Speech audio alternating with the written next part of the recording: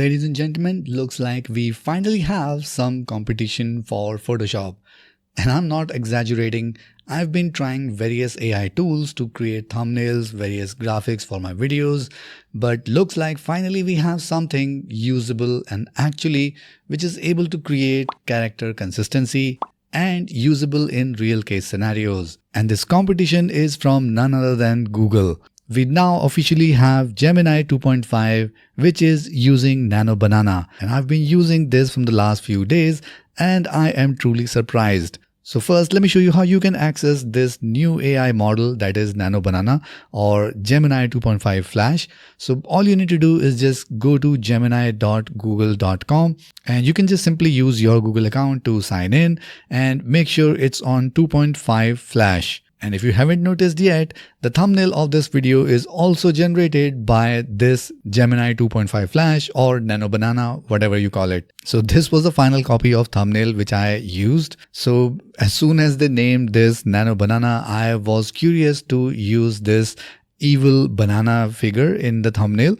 And I also got few other images like the one Photoshop logo, and what I did is got this image from the Google image library. So I'm not sure where the source is, but this evil banana is carrying off these fruits. So I thought, why not use it to create the thumbnail? And I just gave it a simple prompt. Nothing technical, nothing JSON or high-end prompt, just a simple language. Use the third image as reference scene, that is this image, and make the new image with banana in the first image like this one and scared eye blue logo running away from it. Very simple, straightforward. And within just first shot, it got it perfect. It got this surprising eyes, the eyebrows, the Photoshop logo, and our banana, the evil one. And I just played a little bit more to give a few more iterations. So I found this image of glowing banana used by someone else in their thumbnail. And I again shared the same image that I have just generated. And all I said is to take the glow from banana in the second image and add that glow to the banana in the first image. And within just first shot, it created this one. And this one is actually perfect. But I really like this one. The lightning and all the colors are pretty good. So I thought I'll go with this. You just have to give the prompt like you're talking to your intern, and that's a very good intern to create some amazing images. After that, I uploaded the same image again and I thought to do something else. So I added the prompt to add peel to the banana to make fully covered. So I was just trying to do something else. And this is what I got. It looks perfect, but it looks like that this banana is wearing a robe. So I thought, let's remove it. So I just gave it a simple prompt to remove the yellow robe. And to my surprise, it came back to a normal banana standing here. And then I did some more effects on this. And finally, I also made this image, which I used for the B-roll in the starting of this video. So as you can see, it's pretty damn good and it's pretty straightforward. Again, you don't have to be a technical prompt engineer to create these kind of images. Now let me show you some more effects that is going to blow your mind. So here we have a red car and we got a lot of shadows. We got a pretty good scene, busy road, perfect lighting and all. And then I prompted to turn this car into blue. Now if you are using Photoshop or if you hire someone, a Photoshop guy, to turn this car blue, this is going to be a hell lot of a job to maintain these shadows and shining effects and all the other things. But with just simple prompt, let me show you what we got.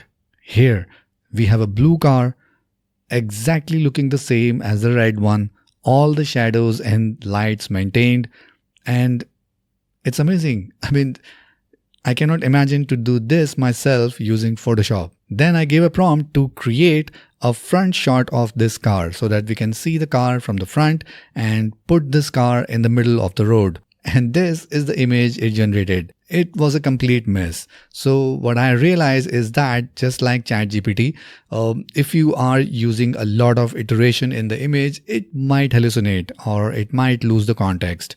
So what I did is I again copied the same image pasted in the prompt, and then I asked to generate the same car for a front view and in the middle of the street.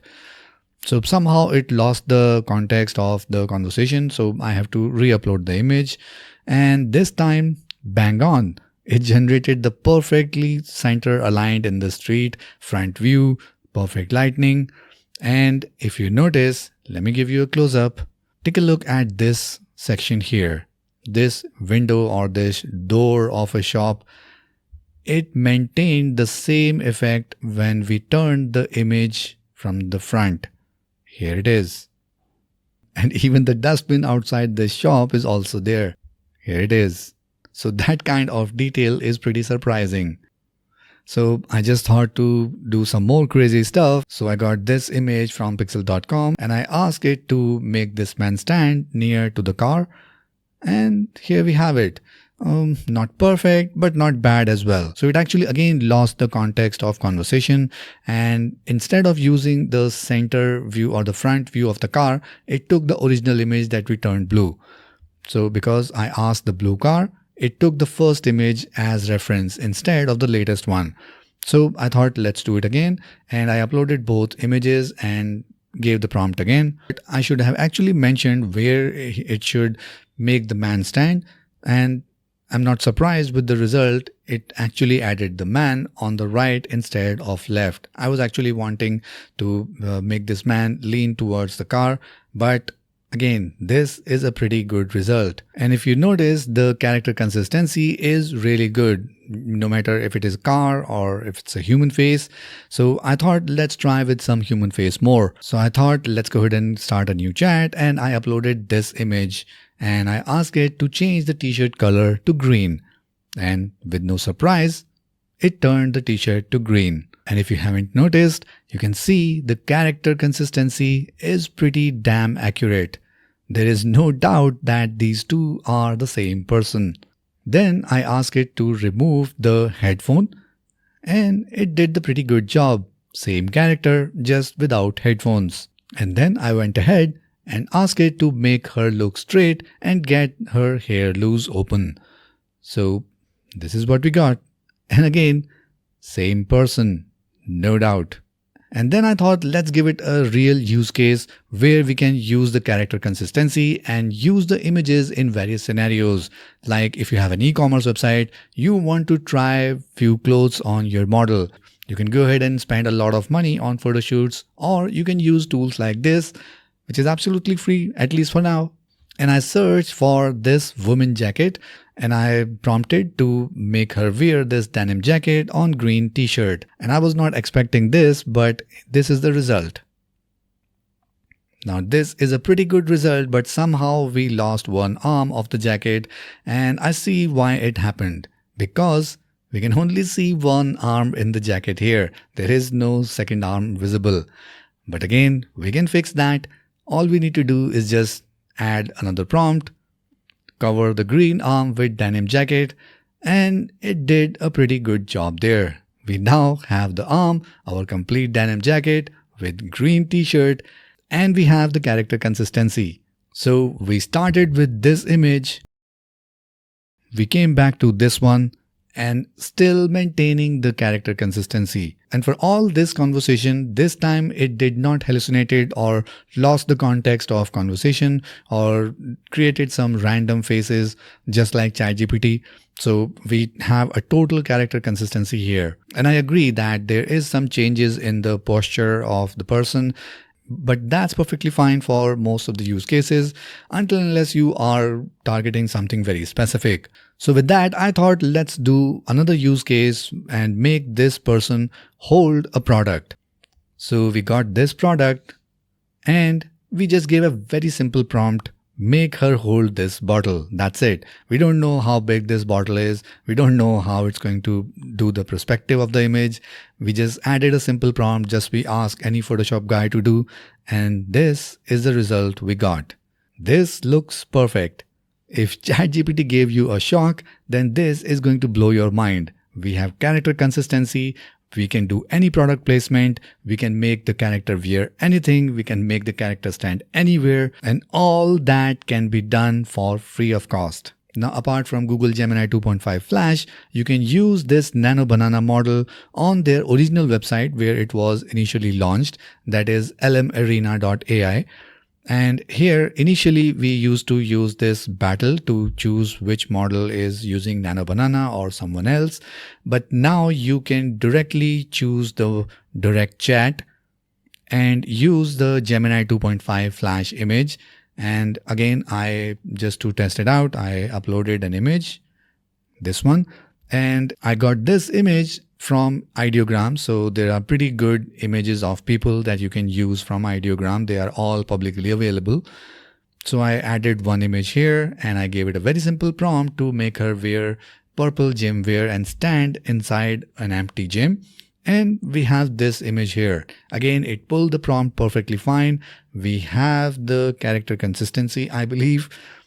I'm sure it's the same character. And we have the purple color gym wear. And if you click on this image, we can see it's a perfect social media usable image. And the best part here is that you do not see a Gemini logo on this. So if you use this Nano Banana model on lmarena.ai, you're not going to get this Gemini logo. But apart from logo, which you can anyway get rid of very easily, there is another problem with generating images using Nano Banana in Google Gemini is the image ratio. Now, if I come back here in my thumbnail example, I clearly mentioned about 16:9 ratio, but it actually missed that part. But again, every time it was generating some random resolution. But I have not seen that happening in lmarena.ai. So I would prefer to still use this on lmarena as long as it's free and available. If image dimension or this logo is not a big deal for you, then go ahead and use it with Google Gemini. Along with that, we can already see this Nano Banana model is available with various paid tools as well, like FreePic. So if you are someone who is already paying for the paid subscription, you can access this model there as well. We have a better character consistency as compared to Flux using Nano Banana. So go ahead and try this at your end and do let me know your thoughts in the comment section below, and also share what some use cases are you going to use this model and what results are you getting from your prompts. So that's it for this one, and I'll see you in the next video.